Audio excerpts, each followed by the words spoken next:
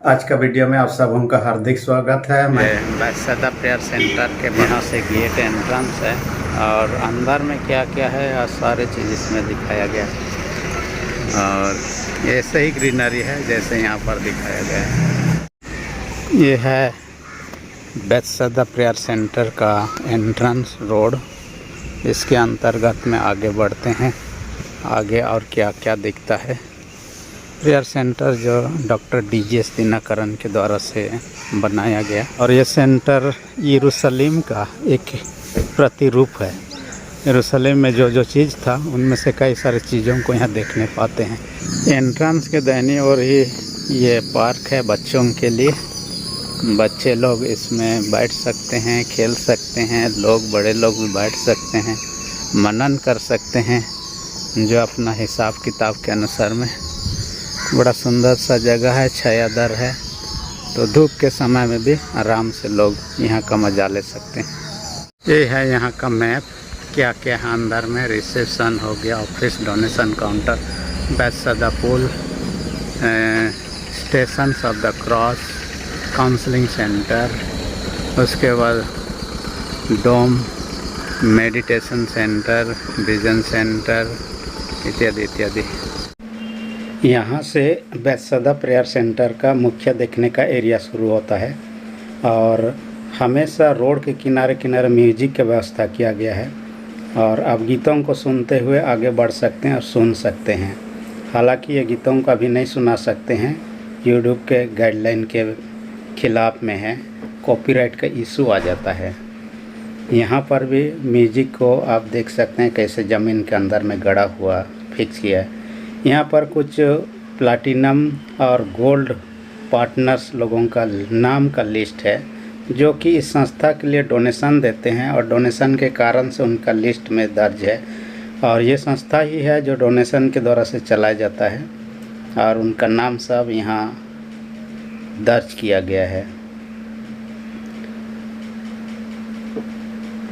पूरा कैंपस को ग्रीनरी करने का कोशिश किया गया, इसलिए सब तरफ कर्मचारी लगे हुए हैं और उसको 24 घंटा पानी की व्यवस्था किया गया है।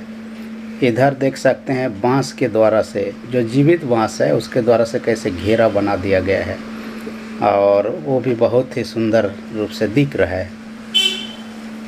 और लोग यहाँ पर सुबह से लेकर शाम तक आते रहते हैं देखने के लिए, दूर दूर से विजिटर्स लोग आते रहते हैं और यह यरूशलेम की भांति है और इसको देखने का प्रयत्न किया गया है।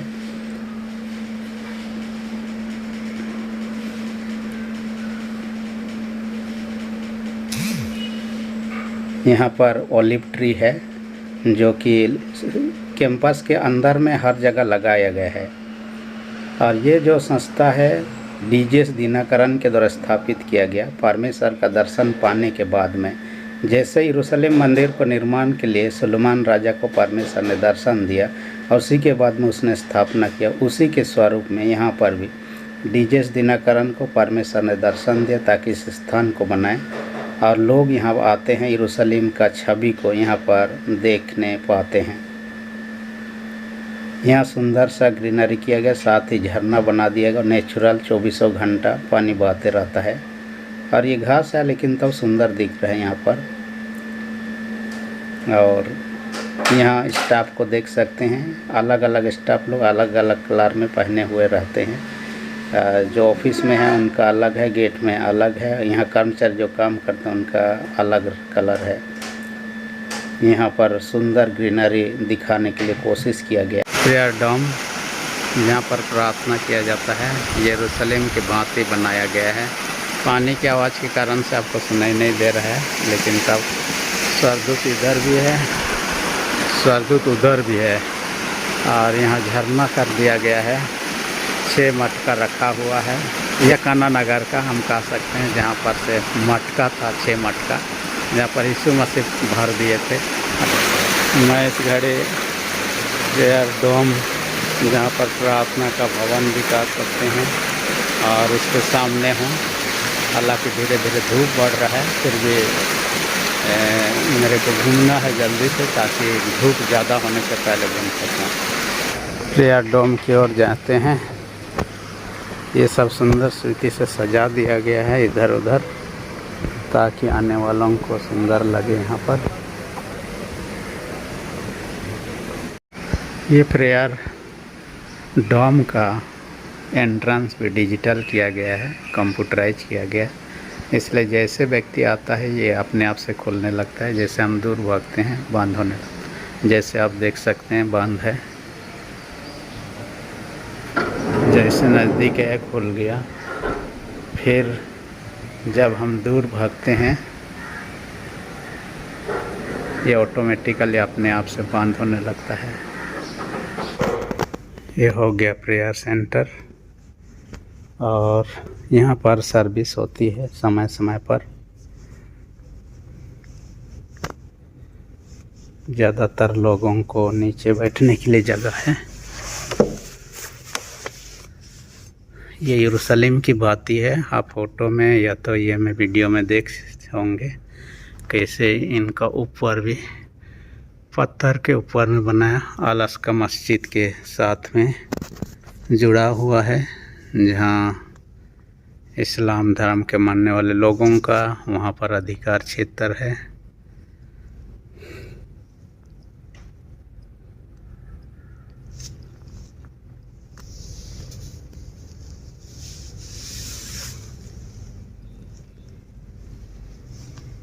प्रति सुबह 6 से 7 बजे यहाँ पर प्रभोज होती है।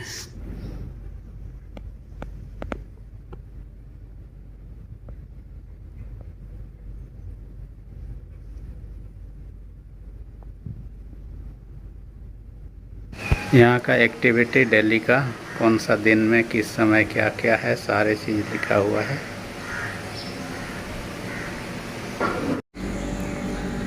ये प्रेयर डोम की भांति है, लेकिन मुझे भी नहीं पता है क्या चीज़ है। देखते हैं अंदर घुस के इसमें क्या विज़न सेंटर है। मेरे को यहाँ तक लग रहा है क्योंकि यहाँ पर लिखा हुआ है विज़न सेंटर। ये अंदर का दृश्य है जो ध्यान मनन और प्रार्थना का स्थान है। जैसे यरूशलेम मंदिर में जो कोई भी प्रार्थना करे उनकी प्रार्थना सुनी जाएगी, उसी भांति लोगों का यह विश्वास है जो कि इस स्थान पर इसके अंदर में प्रार्थना करते उनके प्रार्थना सुनी जाएगी। इसलिए लोगों को आप यहाँ देख सकते हैं काफ़ी सारे लोग जो कि आकर प्रार्थना कर रहे हैं ताकि उनकी प्रार्थना सुनी जाए, उसके उत्तर मिल सके। यहाँ से शुरू होता है स्टेशन ऑफ द क्रॉस, यानी कि क्रूस के 7 स्थान जहाँ पर यीशु मसीह का न्याय किया गया, जहाँ पर यीशु मसीह का क्रूसीकरण किया गया। आगे के जगह पर हम एक एक जगह को देखेंगे और उस पर मनन करेंगे। ये पहला स्टेशन है क्रूस से जुड़े हुए, जो गेत्समानी में यीशु का प्रार्थना को दर्शाया गया है। हालांकि लोग यहाँ आए हुए हैं और देख रहे हैं और यीशु मसीह कैसे प्रार्थना कर सरदूत सामने से उनको सामर्थ प्रदान कर रहे हैं। और यहाँ चेलों को देखने पा रहे हैं कि कैसे सो रहे हैं। पतरस, याकूब, यूहन्ना थकने के कारण से उनको प्रार्थना करने के लिए कहा गया था, परंतु सो रहे हैं। हम इनके जैसे ना सोएं, प्रार्थना में लगे रहें, यही शिक्षा यहाँ से देता है। ये दूसरा स्टेशन है जो यहूदा द्वारा यीशु को पकड़वाए जाने का दृश्य को दर्शाया गया है। और ये गेत्समानी बारी का है, जैसे कि बिफे का दिन में फसा खाने के बाद में गेत्समानी बारी में जाते हैं, यहूदा को देखने पाते हैं, यीशु को आलिंगन करते हैं, उसको चूमा करते हैं और उसे पकड़ लेते हैं। यहाँ पर उसके पकड़ने वाले लोग दिखाई देते हैं और इधर चेले लोग भागते हुए दिखाई दे रहे हैं। ये तीसरा स्टेशन जो यीशु को कोड़े से पीटने का दृश्य को यहाँ पर दर्शाया गया है। कैसे क्रूरतापूर्वक अपराधी को कोड़े से पीटा जाता है। हालांकि यीशु अपराधी नहीं था, परंतु आपके मेरे खातिर क्रूस में चढ़ाने से पहले कोड़े खाए और उसका दोनों हाथों को बांध दिया जाता है, जिनके कारण से व्यक्ति ना ही भाग सकता है ना ही अपना बचाव कर सकता है। और क्रूरतापूर्वक 39 कोड़े पीटा जाता है, जिनके कारण से अपराधी का हालत ख़राब हो जाता है। हालांकि कई लोग वहाँ बेहोश हो जाते हैं, लेकिन यीशु मसीह सारे कोड़ों को मार को सहा आपके मेरे खातिर। यहाँ पर पिलातुस को भी हम देखने पाते हैं कि जिनके आदेश पर ये कोड़े मारा जा रहा है। चौथा स्थान है पिलातुस के द्वारा यीशु का न्याय के बारे में देखने पाते हैं। यहाँ पर यीशु का न्याय होते हुए देखने पाते हैं। उस पर दोष लगाने वाले लोग भी हैं।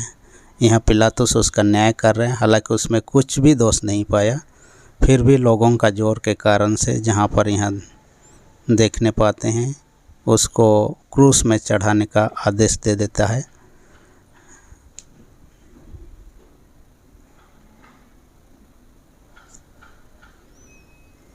ये स्टेशन है क्रूस ढोने का जो दृश्य है। क्रूस में चढ़ाने के से पहले अपराधी को क्रूस ढोकर गलगथा के पहाड़ तक ले जाना होता था। हालांकि यीशु कई बार गिरने लगा, इस कारण से बाद में शमौन पतरस को क्रूस ढोना पड़ा। उनके आगे पीछे कई लोग हुआ करते थे। यहाँ देख सकते हैं कोड़े कैसे भयंकर दिखता है, जिनके मार के कारण से व्यक्ति का हालत ख़राब हो जाता है। और महिला लोग रोते हुए जा रहे थे। यहाँ बच्चे को भी देख सकते हैं। यहाँ एक मेमना को भी दर्शाने का कोशिश किया गया, जैसे कि मेमना वध होने से पहले चुपचाप से रहता है, उसी प्रकार से यीशु मसीह परमेश्वर का मेमना होकर क्रूस ढोकर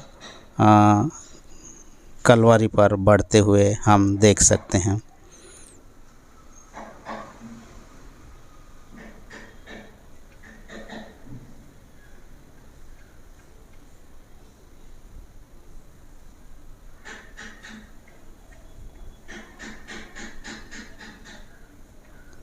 ये स्थान है यीशु का क्रूस में चढ़ाए जाने का दृश्य है। दो अपराधी बायां और दायां तरफ में और यीशु बीच में क्रूस पर लटका हुआ हम देखने पाते हैं। और मरा कि नहीं ये चेक करने के लिए बर्छा से उसके छाती पर बेधा गया। और जैसे कि बाइबल में हम चर्चा पाते हैं, लहू पानी की धारा के नहीं बह निकलता है, जो पापियों को उन्होंने बहाया।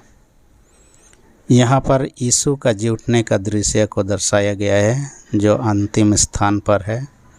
और यीशु को यहाँ कब्र से निकलते देखने पाते हैं। पहले ज़माना का कब्र इस प्रकार का हुआ करता था, ये गुफानुमा होता था और वहाँ पर एक बड़ा पत्थर से ढाँप दिया जाता था।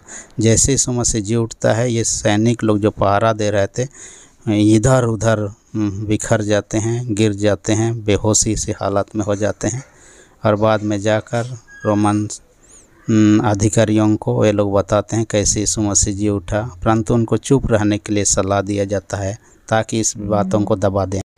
अभी हम जा रहे हैं बैतसैदा कुंड के पास।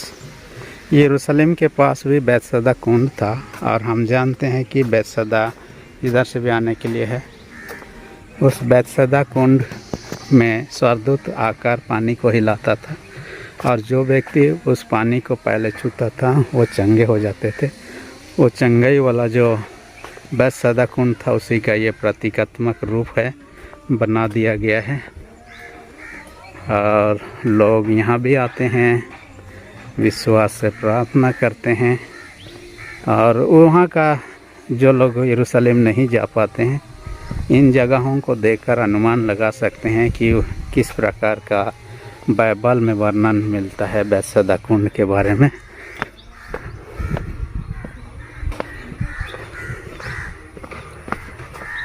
तो ये सारी जगह तमिलनाडु के कोयम्बटूर शहर से लगभग 30 किलोमीटर यानी कि रेलवे स्टेशन से 30 किलोमीटर की दूरी पर है। यहाँ पर लोग बस से टैक्सी से आते हैं और हर दिन सुबह से रात को 8 साढ़े 8 बजे तक खुला रहता है। देखते हैं, इसका पानी तो साफ़ है, अंदर शायद कलर कर दिया गया है, इस कारण से इस प्रकार का कलर दिख रहा है मेरे को जहाँ तक लग रहा है।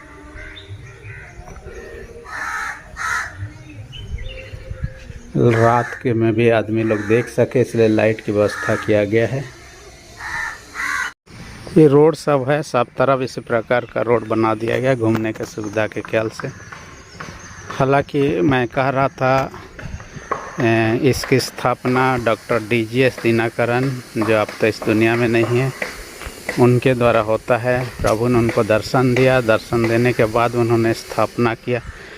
हाँ, 1993 को हुआ। ये डॉर्मेट्री में रुकने वालों का बुकिंग यहाँ पर होता है। जो लोग रुकना चाहते हैं 100 रुपये प्रति इस प्रकार का है डॉर्मेट्री।